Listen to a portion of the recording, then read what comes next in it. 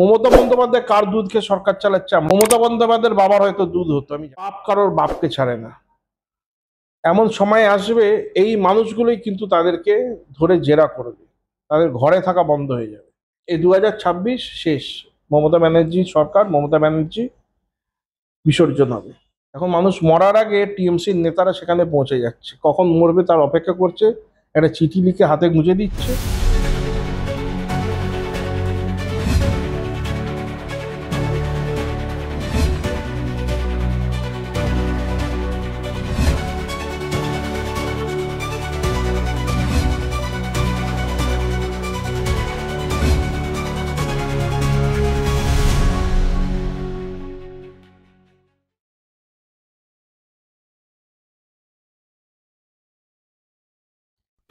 BJP সরকার কি ওদের পৈতৃক সম্পত্তি? বিজেপি সরকার হয়েছে ভারতবর্ষের সাধারণ নাগরিক বিজেপিকে ভোট দিয়েছে, মোদিজিকে ভোট দিয়ে বিজেপিকে সরকারে বসিয়েছে। আর সেটা একবার নয়, 2014, 2019, আবার 2024। তো বিজেপি সরকারকে ফেলা এত চারটিখানি কথা নয়। এই বিজেপি সরকার ভারতের নাগরিকের ভোটে হয়েছে। বাংলাদেশ থেকে আসা এবং আরাকান থেকে, মায়ানমার থেকে, তারপরে বাংলাদেশ থেকে আসা রোহিঙ্গাদের ভোটে মোদী সরকারের গঠন হয়নি। এই সরকারকে ফেলার দুঃস্বপ্ন এবং দুঃসাহস, তার ফল ওদেরকে দিতে হবে। ওরা যে বলছে যে বৈধ নাম বাদ যাবে, কিন্তু একবারও তো বলা হয়নি যে বৈধ নাম বাদ যাবে কোথাও। কোনো বৈধ নাম বাদ যাবে না। যারা এখানকার প্রকৃত নাগরিক তাদের সকলের ভোট ইনট্যাক্ট থাকবে, তারা সকলে এখানে থাকবে। চিন্তা তাদেরই যারা 2 নম্বরই করে ফেন্স টপকে টাকা দিয়ে, ঘুষ দিয়ে এখানে এসে ফেক তথ্যর আধার করে আধার কার্ড বানিয়েছে, ভোটার কার্ড বানিয়েছে, তাদের হচ্ছে চিন্তা। এবং এরকম লোকেদের ভোটেই, মৃত মানুষের ভোটেই টিএমসির সরকার এখানে গঠন হয়েছে। তাই জন্য তাদের চিন্তা বেশি, টিএমসির নেতাদের চিন্তা বেশি, এবং এরকম লোকেদের ভয় দেখিয়ে এরা আরো কিছু করার চেষ্টা করছে, সন্ত্রাস তৈরি করার চেষ্টা করছে মানুষের মনের মধ্যে। ওনারা যেটা বলছেন যে যাদের ভারতবর্ষে জন্ম নয় তারা ভোটাধিকার পাবে না, সেখানে ওনারা দাবি করছেন যে তাহলে মথুয়া সম্প্রদায় কি করে ভোটাধিকার পাবে, মানে মথুয়া সম্প্রদায়ের ভোট তো তাহলে থাকবে না। দেখুন, মতুয়া, নমশূদ্র এবং বাংলাদেশ থেকে এরকম বহু হিন্দু আছেন যারা ভারতবর্ষে এসছে। কেন এসছে? সেখানে হিন্দুদের উপর যে চরম অত্যাচার হয়েছে, দুর্ব্যবহার হয়েছে, হিন্দুদের মা বোনেদের টেনে নিয়ে গিয়ে যে তাদের উপর অত্যাচার হয়েছে, ধর্ষণ হয়েছে, হিন্দুর মঠ মন্দির ভাঙা হয়েছে, হিন্দু শিশুদের তাদের বাবা মায়ের সামনে দুফাকে চিড়ে দেওয়া হয়েছে, তাদেরকে মায়ের সামনে হত্যা করে মায়ের গায়ে তার রক্ত ছিটিয়ে দেওয়া হয়েছে। এই যে হিন্দুদের ওপর এত অত্যাচার পূর্ব পাকিস্তান এবং বাংলাদেশে হয়ে এসছে, সেই কারণেই ওখান থেকে হিন্দুরা এখানে এই ভারতে আসতে বাধ্য হয়েছে। এবং এটা মাথায় রাখতে হবে, ভারতবর্ষ হচ্ছে একমাত্র জায়গা পৃথিবীতে, দেশ, যেখান থেকে হিন্দু ধর্ম প্রেরণা পেয়েছে। হিন্দু ধর্মের সমস্ত প্রেরণা পুরুষ যারা, হিন্দু ধর্মের প্রাণ পুরুষ যারা, দেবী দেবতারাও এই ভারতেই তারা অবতার নিয়ে এসেছিলেন। ভগবান রাম হোক, কৃষ্ণ হোক, সকলে এখানেই তাদের জন্ম, অযোধ্যাতে, মথুরাতে। তো এটাই হচ্ছে, ভারতই হচ্ছে এমন এক দেশ পৃথিবীতে যেটা হিন্দুদের প্রাণকেন্দ্র। পৃথিবীর যেখানেই হিন্দুদের উপর অত্যাচার হবে তারা এই ভারতবর্ষে আসতে পারে, এটাই তাদের একমাত্র দেশ। ওখান থেকেও হিন্দুরা এখানে চলে এসছে, শুধুমাত্র নিজের জীবন নয়, নিজের মা বোনের সম্মান, নিজেদের সম্মান। মঠ মন্দিরের তো ওখানে কোনো সুরক্ষা ছিল না, এখানে এসে তারা যেতে নিজেদের মতো করে ধর্ম পালন করতে পারে, সেই কারণে তারা বাংলাদেশ থেকে এসছে। এবং শুধু হিন্দু ধার্মিক ব্যক্তিরা আসেনি, যারা ধর্ম মানে না, কমিউনিস্টরা, জ্যোতি বসু থেকে আরম্ভ করে বুদ্ধ ভট্টাচার্য, প্রত্যেকের বাড়ি বাংলাদেশে ছিল। তারা সেখানে কমিউনিজম চালাতে পারেনি। সেখানে কমিউনিজম করতে গেলে তাদের কি দশা হতো সেটা বুঝতে পেরে তারা তখনই বাংলাদেশ থেকে, মানে পূর্ব পাকিস্তান থেকে এই বঙ্গে, এই ভারতে পালিয়ে এসেছিল। অতএব কমিউনিজম চালাতে গেলেও, সেকুলারিজম চালাতে গেলেও তাদেরকে হিন্দু গরিষ্ঠ ভারতবর্ষ দরকার, তাই তারা এখানে এসছে। আর এখানে আজকের দিনে তৃণমূলের যে গভর্নমেন্ট আছে, তারা মানুষের মনে ভয় ঢুকিয়ে দেশ বিরোধী ভাবনা তাদের মধ্যে ক্রিয়েট করতে চাইছে। এটা শুধু এখানকার যে আমরা সাধারণ নাগরিক আছি আমাদের জন্য চিন্তার কারণ সেটাও নয়, সারা দেশের জন্য একটা চিন্তার কারণ হয়ে দাঁড়াচ্ছে। এটা একটা ন্যাশনাল সিকিউরিটি ইস্যু। সিএ এর মাধ্যমে কেন্দ্রীয় সরকার যে নাগরিকত্ব দেওয়ার কথা বলছে, অভিষেক বন্দ্যোপাধ্যায় বলছে সেটা একটা ফাঁদ। কারণ আসামেও সিএ করে প্রায় 12 লক্ষ হিন্দুকে নাকি ডিটেনশন ক্যাম্পে রাখা হয়েছে, এখানেও তাই হবে। দেখুন, আসামে যখন কংগ্রেসের গভর্নমেন্ট ছিল তখন সেখানে অনেক হিন্দু বাঙালিদের ডিটেনশন ক্যাম্পে রাখা হয়েছিল, কিন্তু তারপর থেকে আমি নিজে এরকম কেস ট্যাকেল করেছি যেখানে আমি কোর্টে গিয়ে ওখানকার ডিটেনশন ক্যাম্পে থাকা মানুষদের বের করেছি। কিন্তু তখন কংগ্রেসের সরকার ছিল আসামে, এবং এখন আসামে এরকম কিছু হচ্ছে না।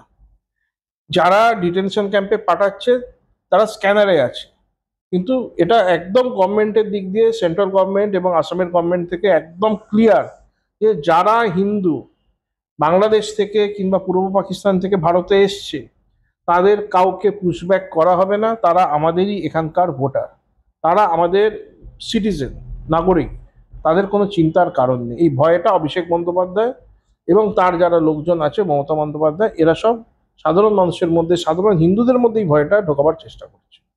আমরা যতদূর জানি যে 4 তারিখ থেকে এসআইআর শুরু হওয়ার কথা, তার আগে প্রায় 6 জন মারা গেছে।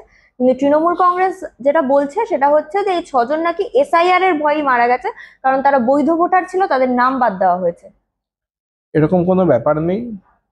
তৃণমূল কংগ্রেস খুঁজে বেড়াচ্ছে কোথায় কে মারা যাচ্ছে।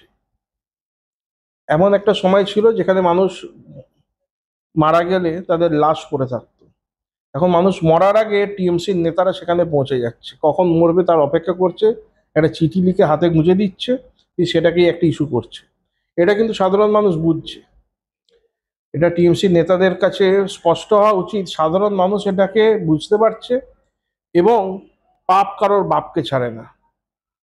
এমন সময় আসবে এই মানুষগুলোই কিন্তু তাদেরকে ধরে জেরা করবে, তাদের ঘরে থাকা বন্ধ হয়ে যাবে। কালকে মমতা ব্যানার্জি বলছেন যে রাম, অর্থাৎ আমি রাম মানে ঠাকুর রামের কথা বলছি না, বা রাম ঠাকুরের কথাও বলছি না, আমি বলছি রামদেব বাবার দুধ খেয়ে এরা সরকার চালাচ্ছে, এরকম ধরনের ন্যারেটিভ উনি তুলে আনছেন। কিন্তু মমতা বন্দ্যোপাধ্যায় জানেন এগুলো, উনি বিশেষ বিশেষ তথ্য ওনার কাছে থাকে, ঠিক আছে? আমি জানি না, উনি যদি বলেন এনারা রামদেব বাবার দুধ খেয়ে সরকার চালাচ্ছে, মমতা বন্দ্যোপাধ্যায় কার দুধ খেয়ে সরকার চালাচ্ছে আমরা জানি না, কোন বাবার দুধ খেয়ে সরকার চালাচ্ছে আমি জানি না। মমতা বন্দ্যোপাধ্যায়ের বাবার হয়তো দুধ হতো, আমি জানি না সেটা। মমতা বন্দ্যোপাধ্যায়ের পক্ষেই সম্ভব এরকম অলৌকিক অবাস্তব জিনিসপত্র মাথায় আসা এবং বলা। এর উত্তর দেওয়া আমার পক্ষে সম্ভব না। এসআইআর এর মাধ্যমে তো অনুপ্রবেশকারী বা রোহিঙ্গা যারা, তাদেরকে বের করে দেওয়া হচ্ছে, কিন্তু মানে এতে এত ভয় কেন পাচ্ছে তৃণমূল সরকার? তার কারণ হচ্ছে যে বাংলাদেশ থেকে যে বিপুল মাত্রায় মুসলিমরা পশ্চিমবঙ্গে ঘাঁটি গেড়েছে, এবং তার সাথে সাথে রোহিঙ্গা মুসলিমও, মানে বেঙ্গলি বাংলা ভাষার মুসলিম এবং রোহিঙ্গা আরাকান যারা মায়ানমার থেকে এসছে, এর সংখ্যা এত বেশি, আর এরাই হচ্ছে ওদের ভোট ব্যাংক। তাই জন্য ওদের চিন্তা, এদের যদি ভোটার লিস্ট থেকে নাম চলে যায়, এখন লোক বুঝতে পারছে, সাধারণ মানুষ বুঝতে পারছে, টিএমসির যারা নেতাদের পেছন পেছন ঘোরে তারাও বলছে, তার মানে কি আমাদের সরকারটা সম্পূর্ণভাবে এই ভুয়ো ভোটারদের দ্বারাই গঠিত? আমরা কি ভুল করে এসেছি? টিএমসির নেতাদের যারা ডান দিক বাঁ দিকে থাকে আজকে তারাও এই কথা বলছে, তারাও বুঝতে পারছে যে তারা কি বড় ভুল করেছে এরকম নেতাদের সাথ দিয়ে এরকম পার্টি করে, যে তাদেরই ভবিষ্যৎ এবং তাদের ভবিষ্যৎ প্রজন্ম, তাদের জীবনটাই রিস্কে আছে, কোনো সম্মান নেই। আপনি দেখুন না, পুজোর যে প্যান্ডেলগুলো, পুজোর ওখানে যে ফাংশনগুলো, সেখানে কিরকম নাচ হচ্ছে, এটা কি একটা মানে এটা কি একটা আর্ট? সেখানে মানে পুজোর স্তরটাকে এরা কোথায় নামিয়ে আনছে? আর যেখানেই দেখবেন সেখানেই টিএমসির যারা লোকাল ক্যাডার আছে কিংবা লিডার আছে তারাই এইগুলো করাচ্ছে। সম্পূর্ণ ভাবে আমাদের এই বাঙালি সমাজটাকে এরা মেরুদণ্ডহীন করে দিচ্ছে, কলঙ্কিত করে দিচ্ছে। কিন্তু আবার যেখানে মেয়েরা ফুটবল খেলছে সেখানে আবার এরা ফতোয়া দিচ্ছে। মালদাদের মেয়েদের ফুটবলের ওপর ফতোয়া হয়েছিল, মসজিদের ইমাম না মৌলানাকে ফতোয়া দিয়েছিল। তো এখানে ভালো কিছুর জন্য এদের প্রেরণা নেই, লুট তোলাবাজি তাতে এরা আছে। কিন্তু সমাজে যে নাম করবে, একটা কাজ বড় হবে, সেদিকে এদের কোনো নেই, চিন্তা নেই, ভাবনা নেই। দেশের একটা সিকিউরিটি ইস্যু, এই রোহিঙ্গা কিংবা যারা মানে ইলিগাল ইমিগ্রেন্টস, এটা হচ্ছে দেশের একটা সিকিউরিটি ইস্যু। সেটাকে কাউন্টার করার জন্য, সেটা যাতে মানুষদের জন্য বিপদ না এগিয়ে আসে, সেগুলোকে আটকাবার জন্য, তো এইটা একটা ন্যাশনাল সিকিউরিটি কনসার্ন ইস্যু। সেটাকে যাতে মানে কাউন্টার করা হয়, তাই জন্য সেন্ট্রাল গভর্নমেন্ট এবং ইলেকশন কমিশন এই ব্যাপারগুলো করছে, যাতে অবৈধ ভোটার না আসে, তাদের মাধ্যমে যেন টেররিস্টরা, আতঙ্কবাদীরা, জেহাদিরা এখানে যেন ঘাঁটি না গাড়তে পারে, তারা যেন ইলেকশনটাকে কন্ট্রোল না করতে পারে, সেই কারণে এগুলো করা। কিন্তু দেখুন আমাদের রাজ্যের চিফ মিনিস্টার আর তার চেলাগুলো কি করছে। অভিষেক বন্দ্যোপাধ্যায় তো বলছেন যে কেন্দ্রীয় সরকারের উদ্দেশ্য যদি হতো অনুপ্রবেশকারী তাড়ানো, তাহলে তো তারা মানে মায়ানমার আর বাংলাদেশের সঙ্গে যে 8টা রাজ্য বর্ডার শেয়ার করছে সেখানেও এসআইআর হতো, কিন্তু সেখানে তো এসআইআর হচ্ছে না। দেখুন, ইমিডিয়েট যেটা হচ্ছে, সেন্ট্রাল গভর্নমেন্ট কিভাবে কাজ করবে, ইলেকশন কমিশন কিভাবে কাজ করবে, সেটা সম্পূর্ণ তাদের ওপর। তাদের মাথায় যা স্ট্র্যাটেজি আছে তারা সেভাবে কাজ করছে। অভিষেক বন্দ্যোপাধ্যায়, উনি এমপি ঠিক আছে, কিন্তু উনি কিভাবে ভোটে জিতেছে সেটা উনি নিজে জানেন, আর ডায়মন্ড হারবারের লোকেরা জানে। দেন ওনার ওই জ্ঞান দেওয়ার দরকার নেই সেন্ট্রাল গভর্নমেন্টকে আর ইলেকশন কমিশনকে, যে কোন রাজ্যে হবে কোন রাজ্যে হবে না। তার ব্যবস্থা সেন্ট্রাল গভর্নমেন্ট এবং ইলেকশন কমিশন করছে, করবে। উনি ওনার এলাকার উন্নয়ন নিয়ে ভাবুক, এবং এই রাজ্যে এসআইআরটা হতে দিই। যদি এসআইআর ওনারা হতে যদি না দেয়, সেরকম ওটা হবে না, এসআইআর হবেই। সেন্ট্রাল গভর্নমেন্ট শুধু নয়, এখানে ইলেকশন কমিশনের ব্যাপার আছে, তারা এসআইআর এখানে করবেই করবে। এবং বাংলার মানুষ, যারা রাষ্ট্রবাদী মানুষ, তারা চায় এসআইআর হোক, সে মতুয়া হোক, মমশূদ্র হোক, ব্রাহ্মণ হোক, সাধারণ হিন্দু হোক, সকল রাষ্ট্রবাদী মানুষ চাইছে এখানে এসআইআর হোক। কিন্তু ওনারা বল 2002-কে বেঞ্চমার্ক ধরা হয়েছে, কিন্তু অভিষেক ব্যানার্জি বলছেন 2002-এর তো অনেক এলাকা এমন রয়েছে যেখানে ভোটার লিস্টই নেই, নির্বাচন কমিশনের কাছে কোনো ডিটেলসই নেই, নির্বাচন কমিশন দুর্বল, তাহলে তারা এসআইআর করছে কিভাবে? তো উনি এখানে রাস্তায় নেবে কি প্রমাণ করতে চাইছে? উনি ইলেকশন কমিশনেই যাক, ওখানে দরখাস্ত করুক, এখানে রাস্তায় নেবে সাধারণ মানুষের কে হয়রানি করার তার কারণটা কি? ইলেকশন কমিশনে যান না, ওনার তো দলে 101 বড় বড় বড় উকিল আছে, যারা সন্ধ্যাবেলা হলেই যাদের মাথার বুদ্ধি 100 গুণ বেড়ে যায়। তো তাদেরকে নিয়ে তারা ইলেকশন কমিশনে যাক, মুভমেন্ট করুক। এখানে হাজার হাজার লোক যারা যারা বেআইনি স্টল করে বসে আছে বিভিন্ন জায়গায়, কিংবা যাদের ওপর মানে ধরুন এই সিভিক ভলেন্টিয়ার যারা, এরকম লোকেদের দ্বারা সাধারণ মানুষের ওপর প্রেশার ক্রিয়েট করে হাজার হাজার লোককে এক জায়গায় জড়া করে, তারা কেউ আসতে চায় না এই মিছিলে, তারা কেউ জানেও না। কিন্তু ইন্টারভিউ দেখছিলাম, তারা মিছিলে এসছে কেন তারা নিজেরাই জানে না। অনেকে জানে না এসআইআর কি। অনেকে জানে না এসআইআর কি, সেরকম লোককে নিয়ে আসছে মিছিলে, এর মানেটা কি? তাই এগুলো বেশি দিন চলবে না। এই 2026 শেষ, মমতা ব্যানার্জি সরকার, মমতা ব্যানার্জি বিসর্জন হবে। কিন্তু ওনারা বলছেন যখন নোটবন্দি করেছিল কেন্দ্রীয় সরকার তখন 303 থেকে 240-এ নেমেছিল বিজেপি, এবার ভোট বন্দি করার চেষ্টা করছে, তাহলে কি 240 থেকে 100-এ নামবে? যে পার্টির পশ্চিমবঙ্গের বাইরে কিচ্ছু নেই, সে পার্টি, যে পার্টিটার প্রায় মানে 1.5 ডজনের বেশি রাজ্যে যারা সরকার চালাচ্ছে, তাকে তাকে নিয়ে এদেরকে ভাবতে হবে না। এরা নিজেদেরটা নিয়ে ভেবে এসছে, নিজেদেরটা নিয়েই ভাবুক। আমরা জানি যে মমতা ব্যানার্জি একটা সময় বিরোধী দলনেত্রী ছিলেন, তিনি সেই সময় 2006 সালে এই অনুপ্রবেশকারীদের বিরুদ্ধে ডেপুটি স্পিকারের মুখে কাগজ ছুঁড়ে মেরেছিলেন। আর গতকাল আমরা দেখলাম সেই নেত্রী যখন সে শাসক দলের একদম মাথায় বসে রয়েছে, সেই সংবিধান হাতে নিয়ে রাস্তায় হেঁটেছে এই অনুপ্রবেশকারীদের বাঁচাতে। তখন এই অনুপ্রবেশকারী যারা, বাংলাদেশ থেকে আসা মুসলিম যারা বিশেষ করে, তাদের ভোটটা তখন পুরোপুরি যেত সিপিএম, তাই মমতা বন্দ্যোপাধ্যায়ের মাথা খারাপ হয়েছিল। এখন মমতা বন্দ্যোপাধ্যায় সেই ভোটটা পাচ্ছে, সেই ভোটারদের যদি আটকানো হয়, তাই জন্য আবার মানে যেহেতু আটকানো হচ্ছে, ভোটার লিস্ট থেকে তাদের নাম বাদ যাবে, তাই না আবার ওনার মাথা খারাপ হচ্ছে। উনি নিজেরটা ছেড়ে কিছু ভাবে না, এবং উনি যতই যা ইচ্ছা করে যান, এসআইআর হচ্ছে, এসআইআর হবেই, এটাই বাংলার মানুষ চায়, এটাই ইলেকশন কমিশন চায়। এর আগে যখন এসআইআর হয়েছিল মমতা ব্যানার্জি নিজে বলেছিল যে সরকার ফেলে দেওয়ার কথা রাষ্ট্রপতির কাছে গিয়ে, তাহলে উনি এখন সেটা নিজে করছেন না কেন? দেখুন, ওনার এখানে ইন্টারেস্ট এবং ভেস্টেড ইন্টারেস্ট জড়িত, এবং ওনার দলের এক সে এক প্রায় সব সব নেতাই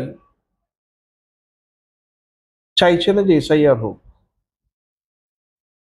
এবং এটা আমি সিরিয়াসলি বলছি, এটা একটা ন্যাশনাল সিকিউরিটি ইস্যু। এটা কোনো দলের জন্য কাজ করছে না সেন্ট্রাল কিংবা ইলেকশন কমিশন, এটা একটা বিশালভাবে ন্যাশনাল সিকিউরিটি এবং দেশের অর্থনৈতিক ব্যবস্থা দুটোই আসছে। কিন্তু যারা এই এত ব্যাপক পরিমাণে যারা অনুপ্রবেশকারী, যারা মুসলিম, যারা বাংলাদেশ থেকে এখানে ইনফিল্ট্রেট করেছে, তারা আমাদের এখানকার সিস্টেমটাকে পুরো বিগড়ে রাখছে। আপনি দেখছেন চারিদিকে চাকরিতে তারা ঢুকছে, লেবার জব সবকিছুই ওদের হাতে চলে যাচ্ছে। এখানকার যারা ভূমিপুত্র, এখানকার যারা মানুষ, আসল যারা আমরা ভূমিপুত্র, আমাদের কাজ কারোবার সব বাংলাদেশ থেকে আসা যারা মুসলিম ইল্লিগাল ভাবে যারা এসছে, যারা রোহিঙ্গা, তারা সব কেড়ে নিচ্ছে। খালি বাংলাতে না, বাংলাকে বেস করে তারা ভারতের বিভিন্ন জায়গায় ছড়িয়ে পড়েছে। তো এটা নিয়ে মমতা বন্দ্যোপাধ্যায়, অভিষেক বন্দ্যোপাধ্যায় এরকম মানুষদের ওপরেই ভিত করে কিন্তু তারা ইলেকশনটা জিতছে। তাদের এই রিয়াকশনটাও স্বাভাবিক। কিন্তু তারা যদি রাষ্ট্রবাদী হতো, তারা লার্জার ইন্টারেস্টটা দেখতো, দেশের ইন্টারেস্ট দেখতো, দেশের সাধারণ জনগণের ইন্টারেস্টটা দেখতো, এবং এসএআরটাকে হতে দিত।